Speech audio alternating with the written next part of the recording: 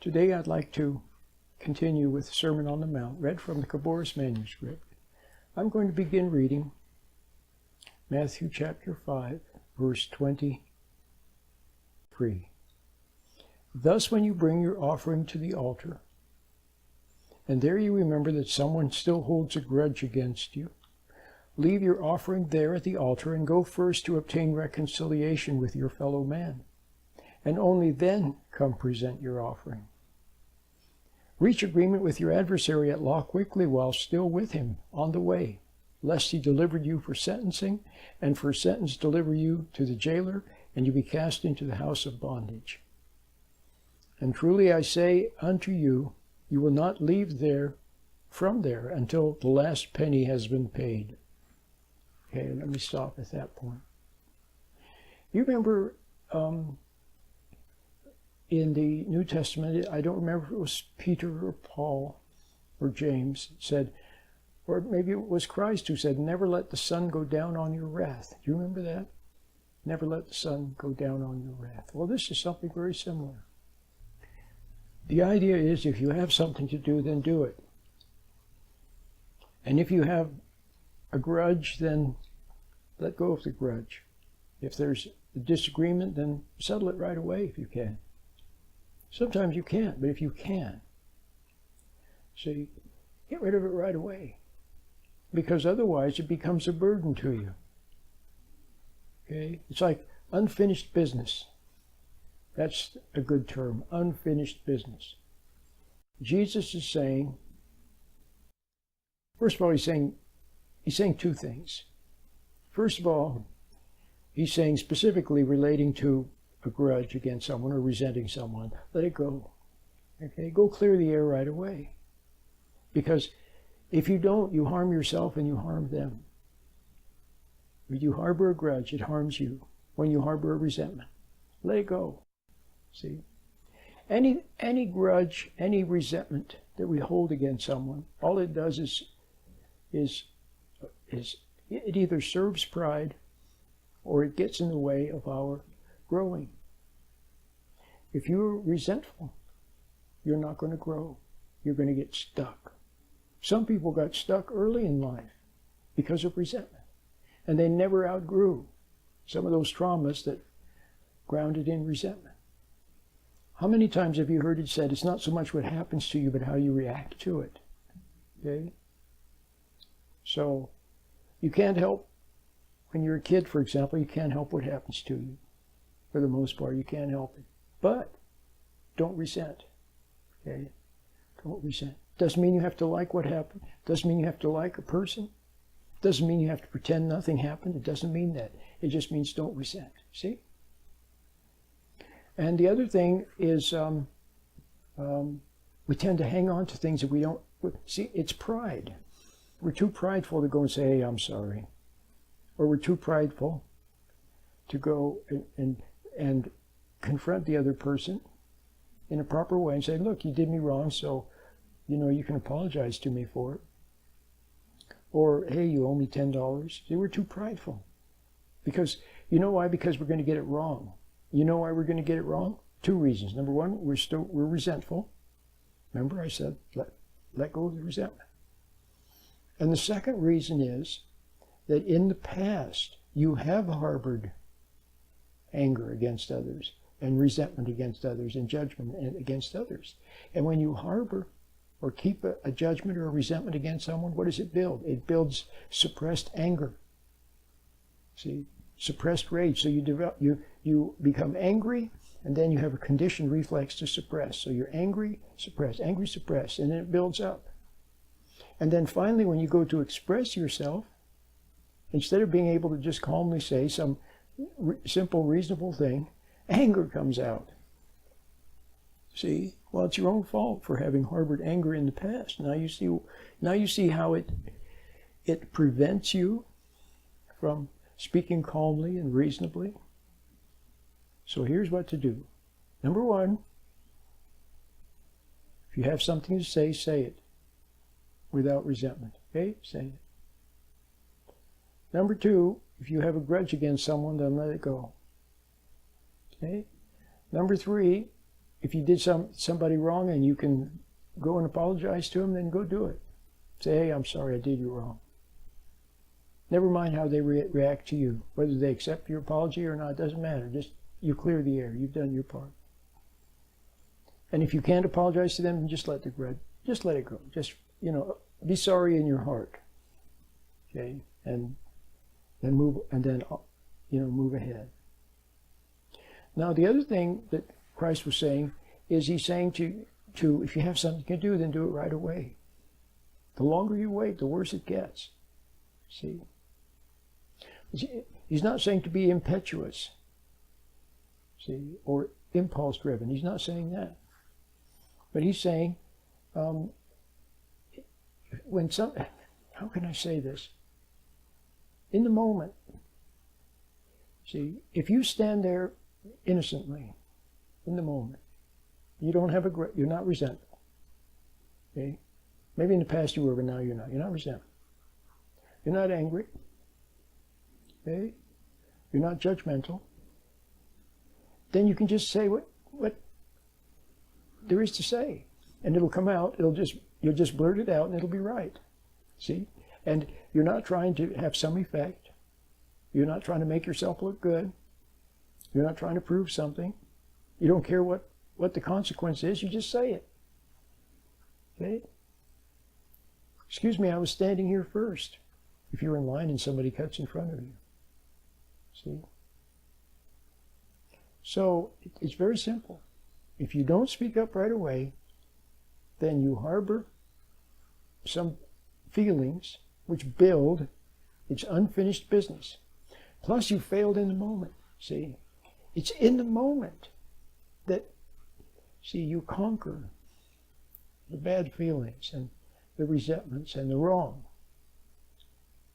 There's something about standing there in the moment, and the instant something comes to you from your intuition, from within, okay, then you say it, okay, and you don't wait. You don't wait an instant or 2 instances or a second or 2. You just say it, because the timing is a very important thing. You just say it. Okay. Now some of you have a hard time understanding this or believing that it works, because you're so used to blurting something out angrily, to suppress emotion and then say something angry. See, which is always wrong. And so what you've developed a habit is of clamming up and not saying anything because you've always gotten it wrong. But this is like, here is what I'm saying, is like you're more like Bugs Bunny.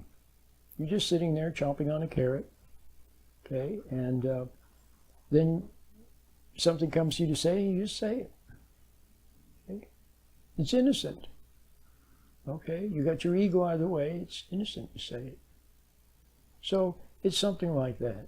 And that's especially true when it comes to letting go of grudges. There's nothing that hurts you more than holding on to a grudge, holding on to resentment. That's what it is, resentment. All it does is build pride and leads to negative thoughts. So you want to be free? You want to be free. Free of conditioning of the past, free of bad memories that keep reoccurring, free of hang-ups that you have, free of negative notions about yourself and so on, then you can begin to find freedom by beginning to let go of resentment. Watch for the resentment. See? And then when you see it, just let it pass. Don't indulge it. Okay? It's like walking by a box of chocolates, for example. This is not my analogy, but I heard someone say it, and it's very good. Walking by a box of chocolates, and then you can smell the chocolate. It smells good, okay?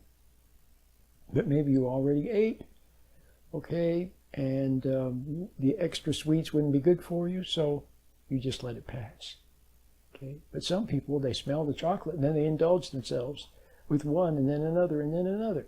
Well, resentment is something like that for the ego pride that interferes with peace of mind. and interferes with right action and right thought, and interferes with freedom and spontaneity and happiness and joy. Resentment interferes with all of those. Okay? So watch for the resentment. There it is. Don't indulge it. Just let it pass. Okay? That's excellent advice. Excellent advice. Okay? Let it pass. So it's in the moment that you conquer wrong, or you conquer your own wrong reactions, or where you conquer, see, the wrong in another person. See? And conquering the wrong doesn't always involve having to do something or even say something. The example I always give is, let's say somebody tells an off-color joke, an inappropriate joke. Instead of laughing at it sheepishly, okay, instead you just stand there and look at the person. Just look at them. Let them have egg on their face. Don't laugh. Just look at them. Nothing has to be said. Okay? You see how simple that is? Just meeting the moment with patience, with untroubled spirit, without having something pre-planned. You meet the moment with fresh eyes, and you observe, and if something comes to you, see, now you're actually outside of time. If you meditate with my meditation, and you develop it, you learn how to stand back from thoughts and emotions. And you learn how to go through the world with a little bit of distance, not emotional, not always reacting. Then in those special moments, when something is required of you, you're actually standing there and your soul is outside of time. And the expression on your face, or the word to say, or the gesture, it just comes to you. Out of the good, out of the light, from the light. It's inspired, actually. It's inspired. See? So, I took quite a bit of time on this, but I think it's very worthwhile for you to hear it. You need to hear it over and over again, and you need to begin practicing it. Okay?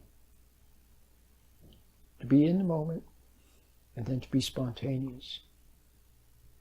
Okay? And, of course, clear the air.